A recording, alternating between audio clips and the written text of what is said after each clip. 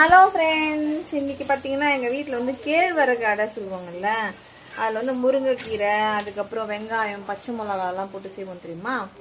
அந்த அடை செஞ்சிட்ருக்கேன் நைட்டு டின்னருக்கு. ஸோ நான் சாப்பிட்டே முடிச்சிட்டேன். அடுத்தது பசங்களுக்கு சுட்டு கொடுத்துட்டுனா அவங்களும் சாப்பிட்ருவாங்க. நான் வந்து 2 அடை அதிலே செஞ்சு கலந்து வச்சுட்டாங்க அம்மா மாவு. என்னென்னா, ஒன்று வந்து இனிப்புக்கு வெல்லம் ஆட் பண்ணி இனிப்புக்கு, இன்னொன்று வந்து வெங்காயம், பச்சை மிளகா அதெல்லாம் போட்டு. நான் எப்படின்னு காட்டுறேன் வாங்க. ஸோ இதுதான் அந்த இனிப்பு அடை.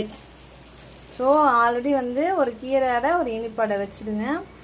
தொட்டுக்கு வந்து சட்னி வச்சுக்கோங்க, நல்லாயிருக்கும். ட்ரை பண்ணுங்க, சாப்பிடுங்க, என்ஜாய் பண்ணுங்க. இது வந்து சட்னி அரைச்சிட்டேன். செட் ஆகுமா ஆகாதான்னு டவுட்டாக இருந்துச்சு. ஆனால் நல்லா சூட் ஆயிடுச்சு. வேர்க்கடலை, வெங்காயம், அதுக்கப்புறம் வந்து உடைச்ச கடலை, காஞ்ச மிளகாய் இதெல்லாம் போட்டு நல்லா வதக்கிட்டு அரைச்சி வச்சுருக்கேன். பார்த்தீங்களா அடை இது ஆல்ரெடி ஒன்று பண்ணிட்டேன். இது ஒன்று, அது ஒன்று. அதுக்கப்புறம் இந்த சட்னி வச்சு சாப்பிடுங்க. சூப்பர் காம்பினேஷன், ட்ரை பண்ணுங்க. ஸோ இது ரெண்டுத்துக்குமே வந்து இந்த சட்னி நல்லா சூட் ஆகும்.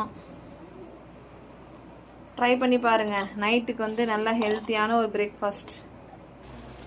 ஸோ அடுத்தது சுட்டுட்ருக்கேன். நல்லா இருக்கான்னு சொல்லுங்கள். இது மாதிரி ட்ரை பண்ணிவிட்டு டேஸ்ட் எப்படி இருக்குது என்னன்னு சொல்லிட்டு அப்புறமா சொல்லுங்கள்.